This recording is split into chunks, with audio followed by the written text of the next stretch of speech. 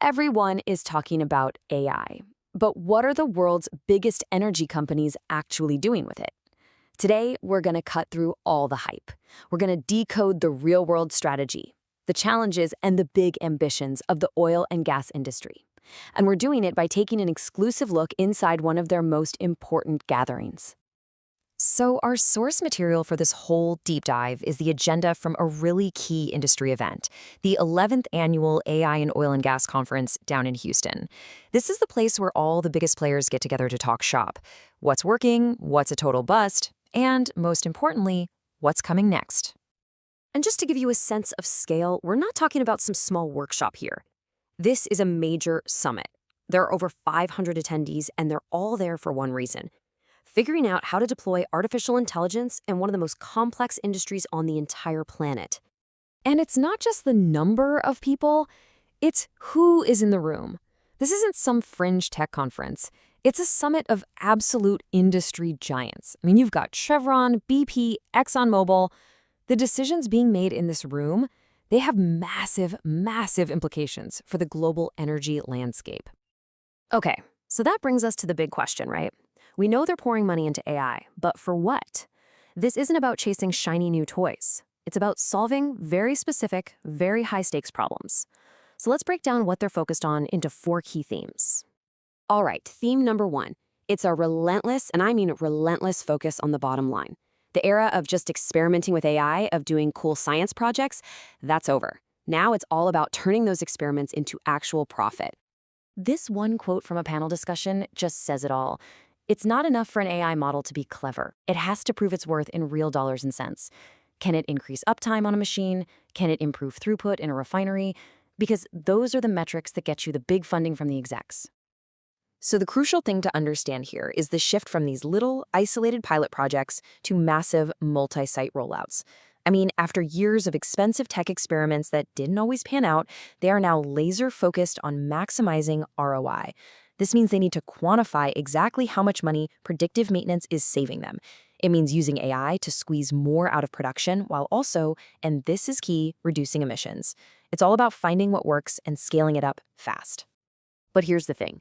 To get to those profits, you've got to have a rock-solid technical foundation.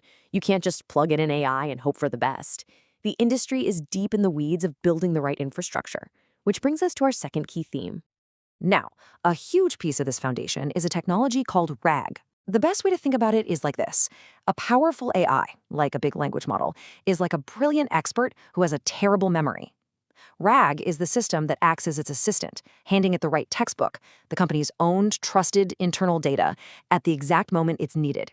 So, if an engineer asks about a specific pressure valve, the AI isn't just pulling general info from the internet. No, it's referencing that specific valve's maintenance history, its schematics, everything. It's all about context.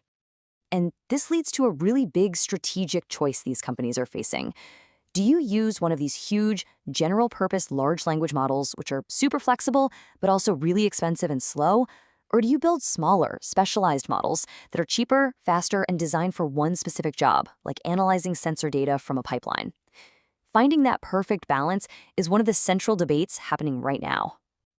And this phrase that popped up in a roundtable discussion, taming the LLM mess, just perfectly captures the challenge.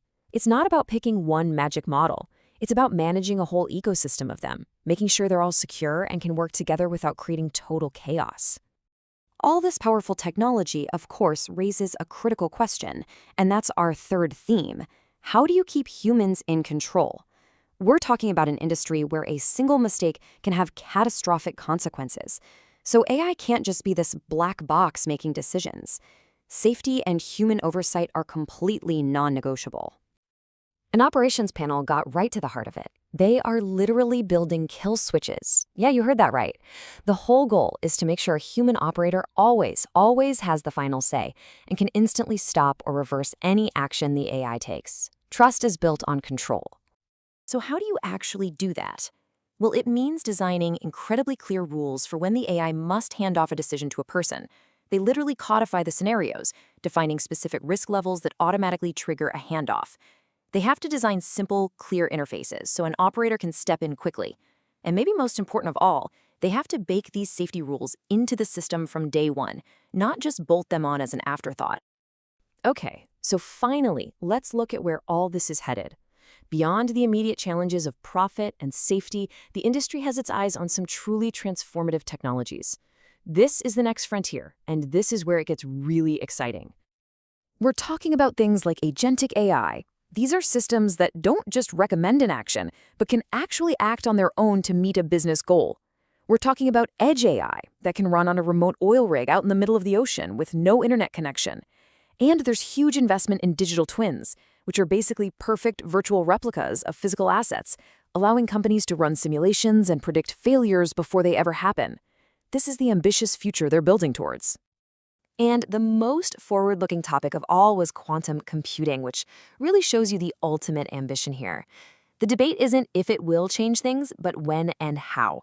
So the key takeaway from all this is simple. The industry is past the hype. They are focused on profit, foundational tech, and human control today, all while laying the groundwork for a quantum-powered tomorrow. The question they're asking, and the one we're left with, is, will that massive promise be fulfilled?